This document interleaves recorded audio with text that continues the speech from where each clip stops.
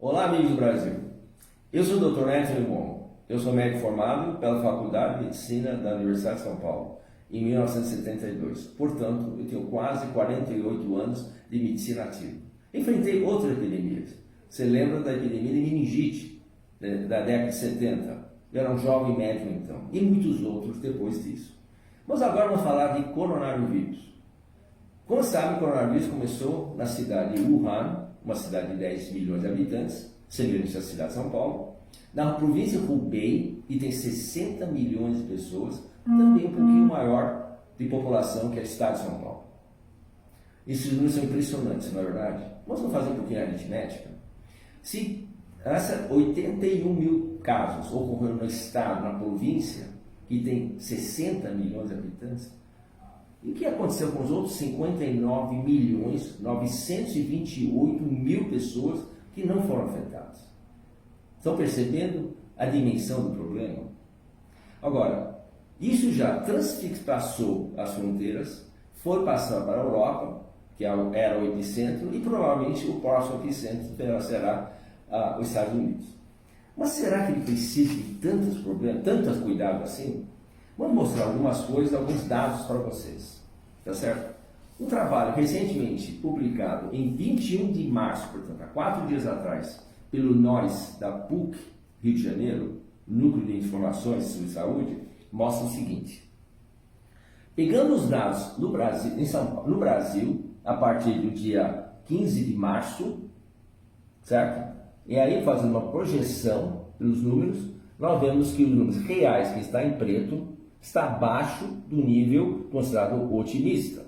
E são dados reais, certo? Primeira projeção. E a mesma coisa acontece com o estado de São Paulo. Os números reais estão abaixo, muito abaixo das projeções otimistas.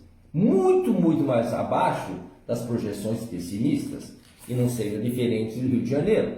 Tá certo? Muito bem. Agora, projetando isso, comparando isso com os dados internacionais, nos primeiros 9 dias, a partir do 50º caso, é assim que fazem em estatística, nós vemos o Brasil aqui pontilhado comparado com os outros países. Outros países têm uma subida exponencial, enquanto o Brasil tem uma subida praticamente reta. Subindo, mas praticamente reta. Tá certo? E através dessa projeção, desses dados, fizemos uma projeção para o Brasil. Esse projeto do Brasil está aqui. Tá certo? Então nós vemos uma projeção pessimista, mediana e otimista. Ontem nós tivemos 2.201 casos. Ou seja, se você ver o que está aqui, 2.046. Ou seja, nós estamos realmente na projeção, certo? Mediana. E que acontece rapidamente para São Paulo e também para Rio de Janeiro. Tá claro? Muito bem. Mas por que isso?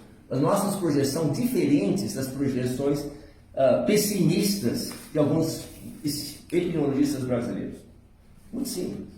Desde 1985, sabia que a família coronavírus detesta o calor. Eles não conseguem, certo, transmitir-se bem e proliferar nas épocas de temperaturas acima de 22 graus. E que eles multiplicam rapidamente a temperaturas baixas abaixo de 12 graus centígrados. Os números da Europa são justamente agora no inverno, onde essa temperatura é esta. Isso foi confirmado ontem por um trabalho publicado no MIT, prestigioso ensino, certo? Dizendo que clima quente freia a transmissão. Não bloqueia a transmissão, mas freia. Isso mostra por que o estado do Norte-Nordeste tem tão poucos casos e também, obviamente, muito mais na cidade de São Paulo e Rio de Janeiro, onde a densidade populacional é muito maior. Mas outra coisa muito importante. Um estudo em Wuhan de mais de 600 crianças mostrou que coronavírus não era causa importante do quadro resfriado. Feito em janeiro, mostrou que 12% das crianças com quadro gripal era por influenza A e B.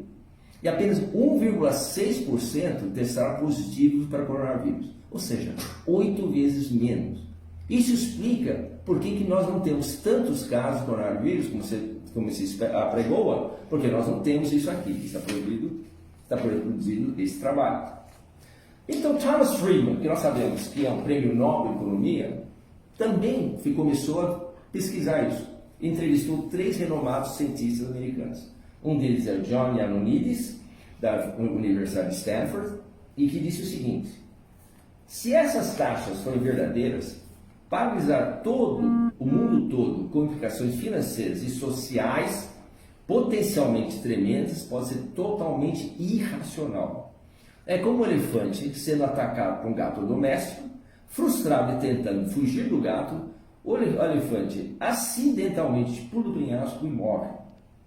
Ele disse a mesma coisa, baseado no estudo feito, isso que a projeção de coronavírus era 0,125%, ou seja, 200% menos do que as projeções atuais. Ele também, Friedman também entrevistou o professor Simon Wolf, da Universidade de Virgínia, professor emérito, que diz o seguinte: o lockdown pode ser necessário para conter a transmissão comunitária, mas pode prejudicar a saúde de outras formas, custando vidas. Ele disse também que imagine o estresse e a doença mental que virá, e já está vindo, de termos fechado a economia, gerando desemprego em massa. Wolff também diz que a renda é uma das variáveis mais fortes a afetar a saúde e a longevidade. Os pobres e os idosos, que já sofrem gerações com taxas de mortalidade mais altas, serão os mais prejudicados e provavelmente os que receberão menos ajuda. E por fim, ele entrevistou o professor David Katz, da Universidade de Yale, médico de medicina preventiva, que diz o seguinte: em qualquer epidemia há 3 objetivos: salvar tantas vidas quanto possível, garantindo que o sistema de saúde não entre em colapso, e também garantir que no processo dos 2 primeiros objetivos não destruamos nossas economias e, como resultado, ainda mais vidas. Ele propôs o seguinte: em vez dessa estratégia de interdição horizontal, como apregoado no governo do Estado de São Paulo e Rio de Janeiro, que na realidade estamos a encarar como um ato cirúrgico, ou seja, uma intervenção vertical.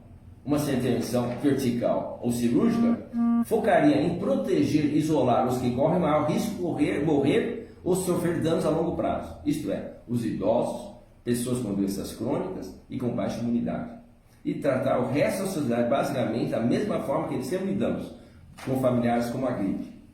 Esses dados foram mais ou menos projetados a partir da experiência do Diamond Princess, aquele navio atracado em Tóquio por 15 dias. Foram 3.500 passageiros e tripulantes, certo? Dos quais apenas 712 testaram positivo para coronavírus. Desses, apenas 350 tiveram doença leve e 7 faleceram.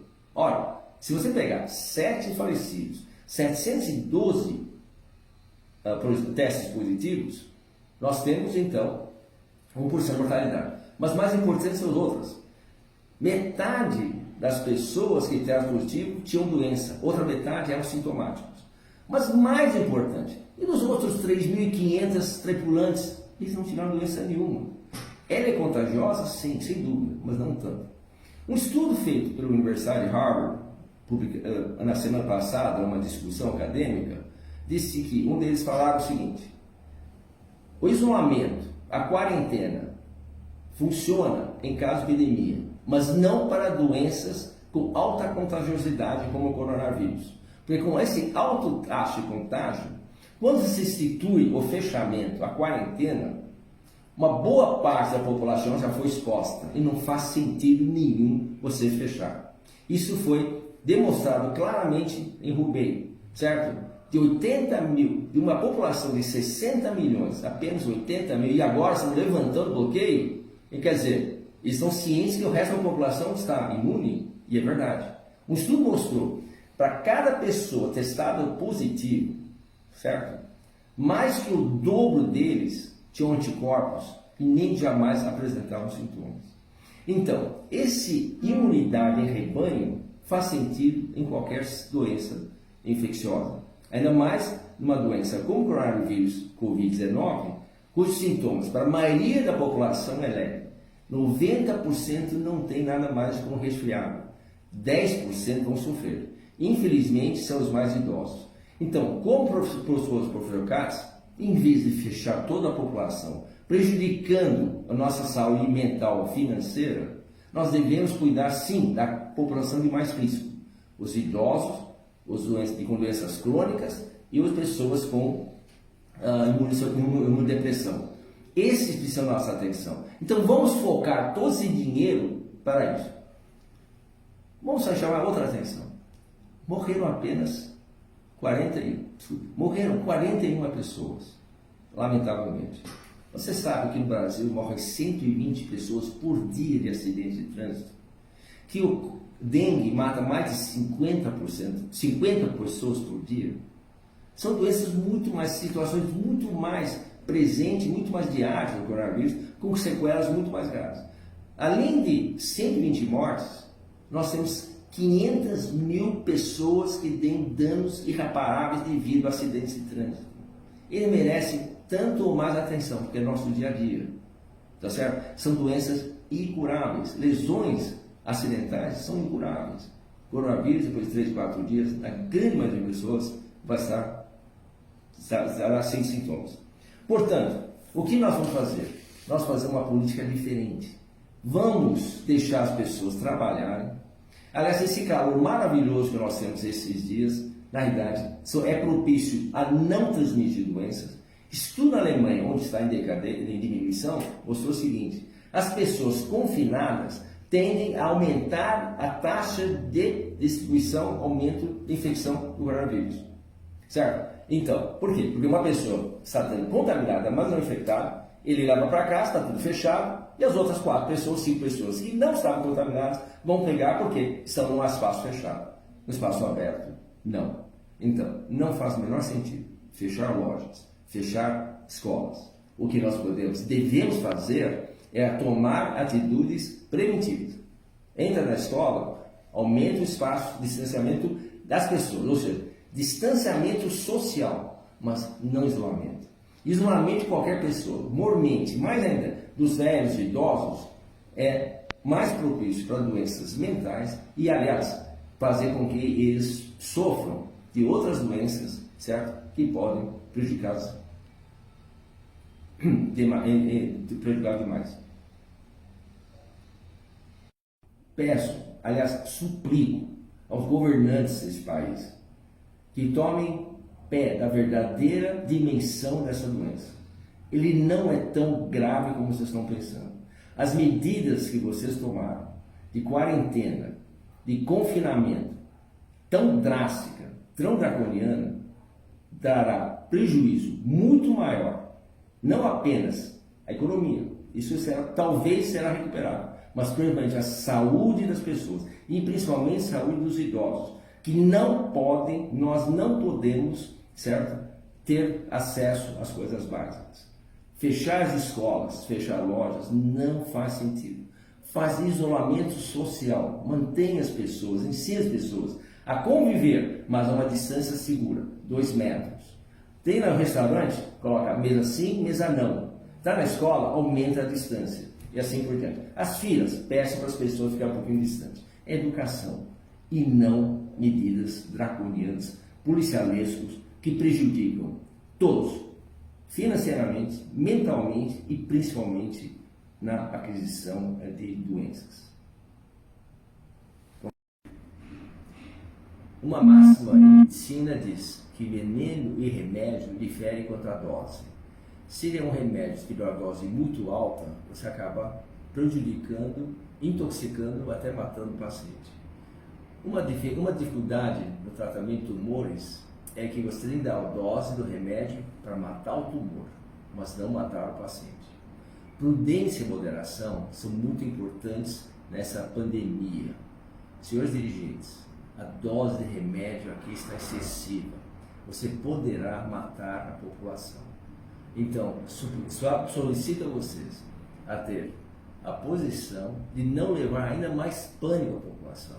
Você lembra que pânico e medo mata até 10 vezes mais que o agente causal. Então, esse é o momento de você tranquilizar a população, colocar a situação na realidade como ela merece e cada vez mais para que a nossa população possa recuperar disso com saúde e segurança.